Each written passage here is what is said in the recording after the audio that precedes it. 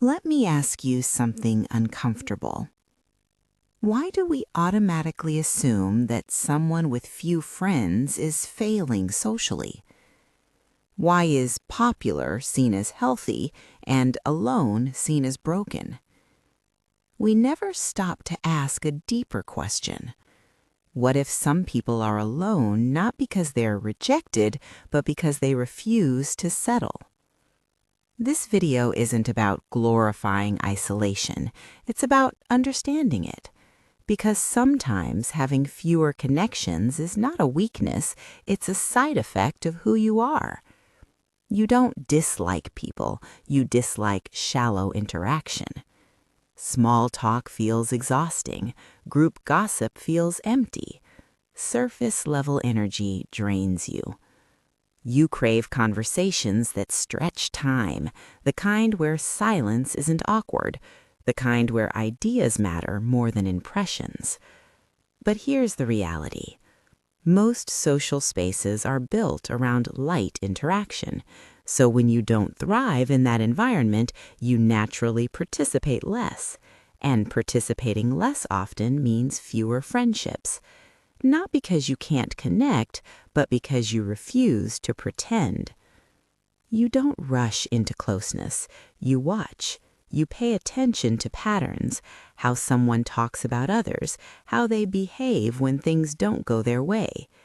You don't hand out trust easily, and in a world that bonds quickly and breaks quickly, your caution makes you slower to build friendships, but it also protects you from unstable ones.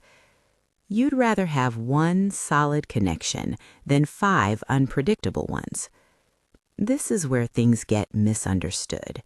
You don't fear being alone. You don't need constant noise to feel validated. You can go out alone, eat alone, think alone. And because you're not desperate to avoid silence, you don't chase companionship for the wrong reasons.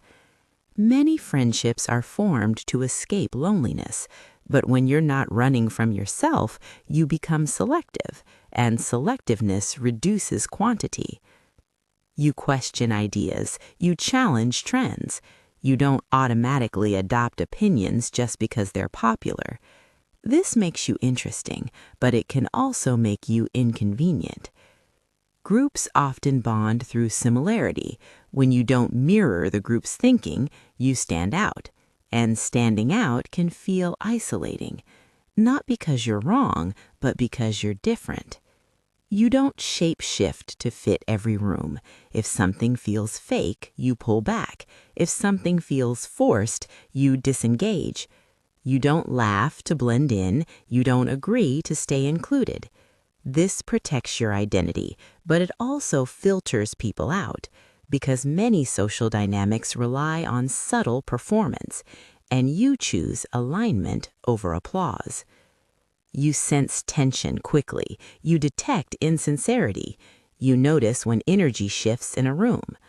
This emotional awareness makes you perceptive, but it can also make you overwhelmed, so you limit your exposure. You choose environments carefully, and when your emotional bandwidth is selective, your social circle becomes selective too.